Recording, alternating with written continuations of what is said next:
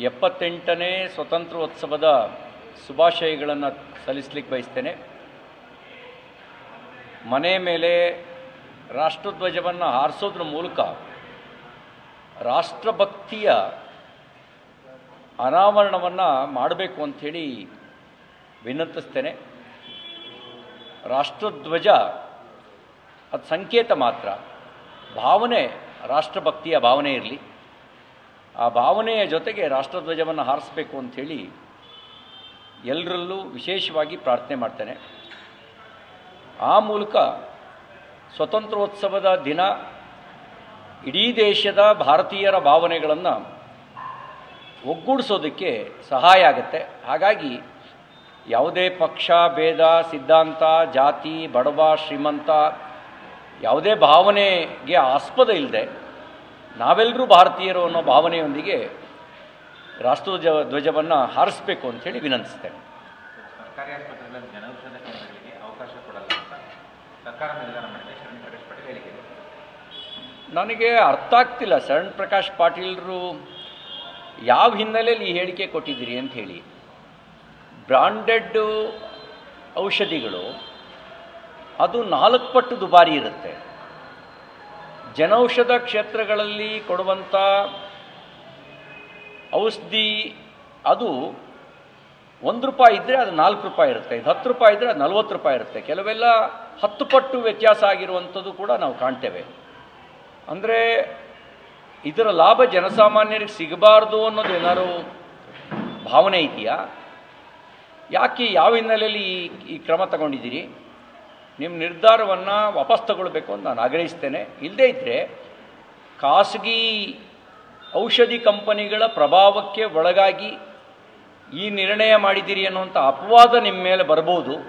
ಅಪವಾದ ಬರಬಾರ್ದು ಅಂತಿದ್ದರೆ ಯಾವ ಕಾರಣಕ್ಕೆ ಜನರಿಕ್ ಮೆಡಿಷನನ್ನು ಕೊಡುವಂಥ ತೀರ್ಮಾನವನ್ನು ಜನೌಷಧಿ ಕೇಂದ್ರಗಳ ಮೂಲಕ ಮಾಡ್ತು ಸರ್ಕಾರ ಅನ್ನೋದನ್ನು ಅರ್ಥ ಮಾಡಿಕೊಂಡು ನಿಮ್ಮ ನಿರ್ಧಾರವನ್ನು ವಾಪಸ್ ತಗೊಳ್ಬೇಕು ಅಂತ ನಾನು ಆಗ್ರಹಿಸ್ತೇನೆ.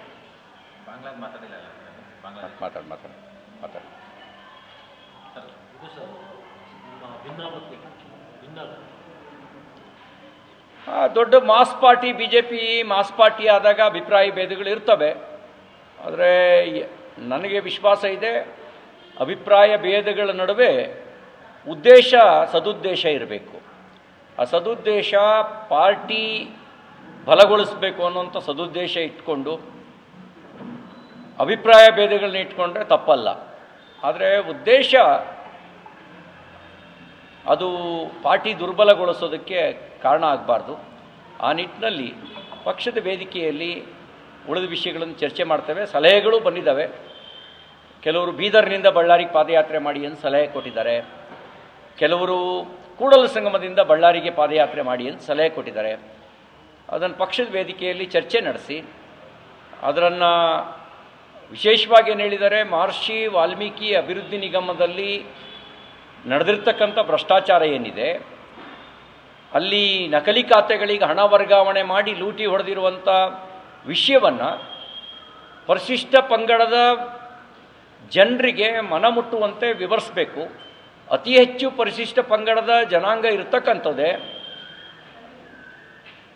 ಮಧ್ಯ ಕರ್ನಾಟಕ ಮತ್ತು ಉತ್ತರ ಕರ್ನಾಟಕದ ಭಾಗಗಳಲ್ಲಿ. ಅಲ್ಲಿ ಹಾಗಾಗಿ ಆ ಭಾಗದಲ್ಲಿ ಪಾದಯಾತ್ರೆ ಮಾಡಬೇಕು ಅನ್ನುವಂಥ ಸಲಹೆಗಳು ಬಂದಿದ್ದಾವೆ. ಈ ಸಲಹೆಯನ್ನು ಪಕ್ಷದ ವೇದಿಕೆಯಲ್ಲಿ ಚರ್ಚೆ ಮಾಡಿ ನಿರ್ಣಯ ಮಾಡಿ ಆಮೇಲೆ ತೀರ್ಮಾನ ತೆಗೆದುಕೊಳ್ತೀವಿ. ಅಲ್ಲ, ಇವೆಲ್ಲ ಸಲಹೆಗಳು ಬಂದಿರೋದು. ಉಳಿದಿದ್ದನ್ನೆಲ್ಲ ಪಕ್ಷದ ವೇದಿಕೆಯಲ್ಲಿ ಚರ್ಚೆ ಮಾಡ್ತೀವಿ. ಪಕ್ಷದ ವೇದಿಕೆಯಲ್ಲಿ ಚರ್ಚೆನೇ ಆಗಲೇ ಅವರೇ ಮೀಟಿಂಗ್ ಮಾಡ್ಕೊಂಡು ಚರ್ಚೆ ಮಾಡ್ತಾ ಇರ್ತಾರೆ.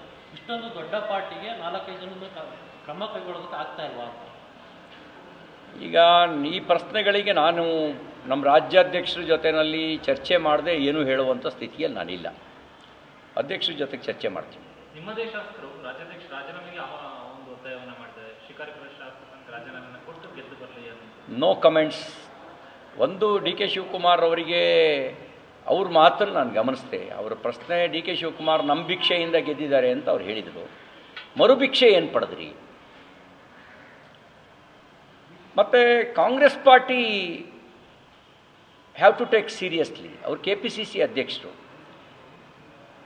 ಅವಾಗಲೂ KPCC ಅಧ್ಯಕ್ಷರಾಗಿದ್ದರು. BJP ಗೆಲ್ಲೋದಕ್ಕೆ ಸಹಕಾರ ಕೊಟ್ಟಿದ್ದೀವಿ ಅಂತ ಅವ್ರು ಒಪ್ಕೊಂಡಿದ್ದಾರೆ. ಸಹಕಾರ ಕೊಟ್ಟಿದ್ದೀವಿ ಅಂತೇಳಿ ಸ್ಟೇಟ್ಮೆಂಟ್ ಕೊಟ್ಟಿದ್ದೀರಿ ಅಂತ ಹೇಳಿದ್ರೆ, ನನ್ನ ದೃಷ್ಟಿಯಲ್ಲಿ ಕಾಂಗ್ರೆಸ್ ಪಾರ್ಟಿಗೆ ಅದು ಪಕ್ಷ ವಿರೋಧಿ ಕೃತ್ಯ ಆಗತ್ತೆ. ಅವ್ರ ಪಾರ್ಟಿ ಸೀರಿಯಸ್ ಆಗಿ ತಗೋಬೇಕು ಅವ್ರ ಹೇಳಿಕೆನ. ಕಾಂಗ್ರೆಸ್ ಪಾರ್ಟಿ BJP ಗೆಲ್ಲೋದಕ್ಕೆ ಸಹಕಾರ ಕೊಡುತ್ತೆ ಅಂತ ಹೇಳಿದ್ರೆ, ಆ ಕಾಂಗ್ರೆಸ್ ಪಾರ್ಟಿಯ ಕ್ರೆಡಿಬಿಲಿಟಿ ಎಷ್ಟು ಮಟ್ಟದ್ದು, ಅದರ ಅಧ್ಯಕ್ಷರ ಕ್ರೆಡಿಬಿಲಿಟಿ ಎಷ್ಟು ಮಟ್ಟಿಗಿದೆ, ಮತ್ತು ಮರುಭಿಕ್ಷೆ ಏನು ಪಡೆದ್ರಿ? ಬರೀ ಭಿಕ್ಷೆ ಕೊಟ್ಟರೋ ಅಥವಾ ಮರುಭಿಕ್ಷೆನೂ ಪಡೆದಿದ್ದೀರೋ ಅದನ್ನು ಸ್ಪಷ್ಟಪಡಿಸಿ. ಮರುಭಿಕ್ಷೆಯಿಂದ ನೀವೇನು ಲಾಭ ಮಾಡ್ಕೊಂಡ್ರಿ ಹೇಳಿ. ಬರೀ ಭಿಕ್ಷೆ ಮಾತ್ರ ಕೊಟ್ಟಿದ್ದೀರಿ ಅಂದರೆ ಯಾವ ಕಾರಣಕ್ಕೆ ಕೊಟ್ರಿ? ಉದ್ದೇಶ ಏನಿತ್ತು? ಪಕ್ಷ ಬಲ ಆಗಲಿ ಅಂತ ಕೊಟ್ರ, ಅಥವಾ ನಿಮ್ಮ ಪಾರ್ಟಿಯಲ್ಲಿ ಗೆಲ್ಲಬಾರ್ದು ಅಂತ ತೀರ್ಮಾನ ಮಾಡಿಕೊಟ್ರ? ಅದು ಅವ್ರ ಪಾರ್ಟಿ ಯೋಚನೆ ಮಾಡಬೇಕು. ನ್ಯೂಸ್ ಫಸ್ಟ್ ನಿರ್ಭೀತಿಯಿಂದ ನಿಮ್ಮ ಪರವಾಗಿ.